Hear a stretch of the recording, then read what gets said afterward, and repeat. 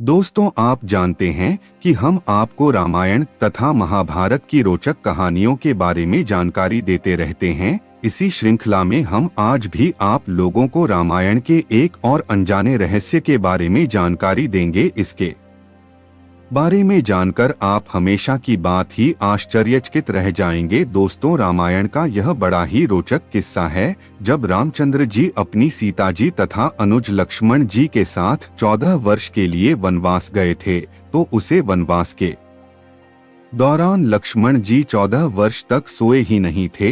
यह बात आपको बड़ी ही अविश्वसनीय प्रतीत हो रही होगी। यह बात पूरी तरह सत्य है। चलिए जानते हैं हम रोचक कहानी के रहस्य को। दोस्तों, बताते हैं, जब भगवान राम, लक्ष्मण, भरत तथा शत्रुघ्न का जन्म हुआ था तो रुग्ण होने के बाद चुप हो गए थे, परंतु लक्ष्मण जी लगाकर रोते ही रहे थे। तब तक रोते रहे हैं जब तक उन्हें भगवान राम के पास नहीं लिटाया गया था।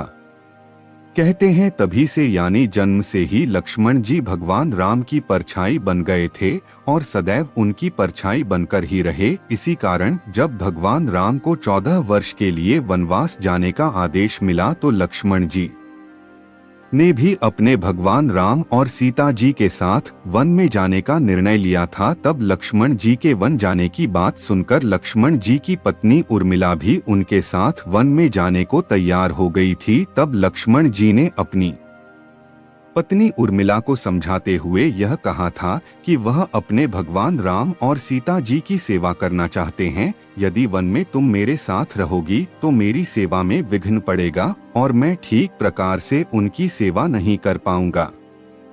लक्ष्मण जी की इस सेवा भाव को देखकर उनकी पत्नी उर्मिला ने अपने दिल पर पत्थर रखकर लक्ष्मण जी की बात मान ली थी और वह लक्ष्मण जी के साथ वन नहीं गई थी। दोस्तों, वन में पहुंचने के बाद भगवान राम और सीता जी के निवास के लिए लक्ष्मण जी ने अपने हाथों से जंगल में सुंदर सी कुटिया का निर्माण किया था। भगवान राम और सीता जी जब उसे कुटिया में विश्राम करते थे तब लक्ष्मण जी उसे कुटिया के बाहर प्रहरी के रूप में विराजमान रहते थे। बताते हैं, वनवास की पहली रात में जब भगवान राम और सीता जी अपनी उसे छोटी सी कुटिया में विश्राम करने चले गए तो लक्ष्मण जी कुटिया के बाहर एक प्रहरी के रूप में पहरा दे रहे थे। तभी उनके पास निद्रा देवी प्रकट हुई थी। जब लक्ष्मण जी ने निद्रा देवी से यह वरदान मांगा था कि उन्हें 14 वर्षों तक निद्रा से मुक्त कर दे, तो निद्रा देवी ने उनकी इस इच्छा को स्वीकार करते हुए यह कहा था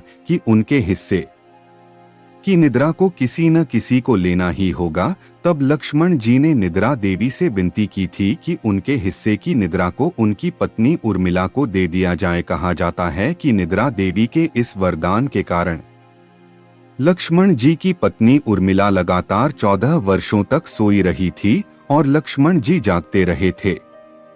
दोस्तों, भगवान राम के उन 14 वर्षों के वनवास के दौरान क्या क्या हुआ था, यह सब तो आपने रामायण में पढ़ा ही होगा। रावण वध के बाद जब वनवास का समय समाप्त हुआ तब भगवान राम सीता जी और लक्ष्मण जी के साथ अयोध्या वापस आए थे। कहते हैं, जब अयोध्या में भगवान राम का राजतिलक हो रहा था तब उसे समझ में उर्मिला भी उपस्थित थे, परंतु निद्रा देवी के वरदान के कारण और वह निद्रा की अवस्था में ही थी, इस कारण लक्ष्मण जी उनकी यह स्थिति देख जोर जोर से हंसने लगे थे। लक्ष्मण जी के इस प्रकार हंसने से समारोह में उपस्थित सभी लोग हैरत में पड़ गए थे। लक्ष्मण जी से जब उनके इस प्रकार हंसने का कारण पूछा गया तो लक्ष्मण जी ने कहा था कि उर्मिला अभी भी निद्रा में है, अभी जब मैं उबासी लूंगा तभी उर्मिला की निद्रा भागेगी। लक्ष्मण जी की इस बात को डोट सुनकर सभी लोग हंस पड़ी थे।